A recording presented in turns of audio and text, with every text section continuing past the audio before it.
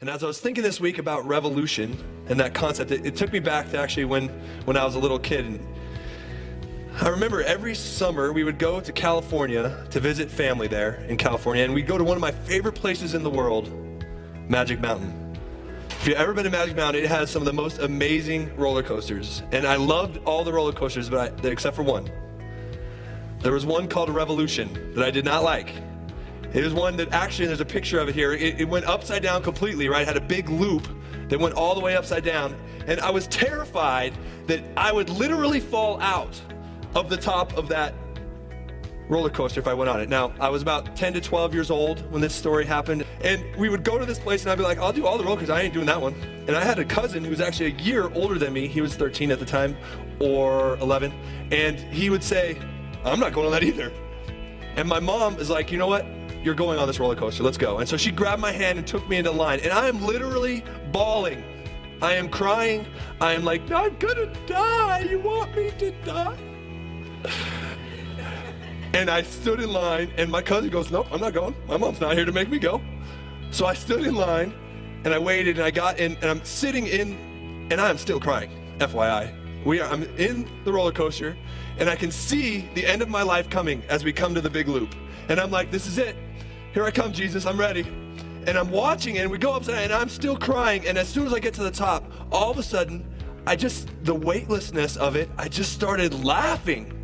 And I was like, this is awesome. And it was so fun. And I went back on it over and over again after I finally did it the first time. And why I thought of that was it's such a perfect picture to me of what we're talking about. What does revolution mean?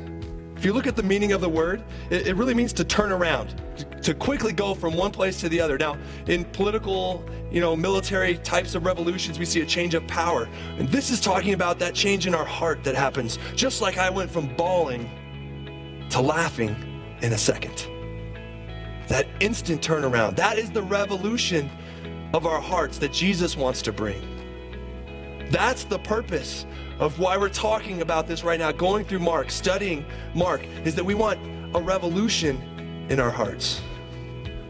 One of my favorite authors, Dallas Willard, in his book, Renovation of the Heart, says this. I'm going to read it to you here. It's going to be on the screen as well. The revolution of Jesus is in the first place and continuously a revolution of the human heart or spirit. His is a revolution of character, which proceeds by changing people from the inside through ongoing personal relationship to God in Christ and to one another. It is one that changes their ideas, beliefs, feelings, and habits of choice, as well as their bodily tendencies and their social relations.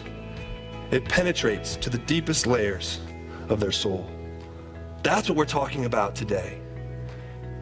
It is a revolution in the character of who we are that permeates everything in our lives, our behaviors, our friendships, everything.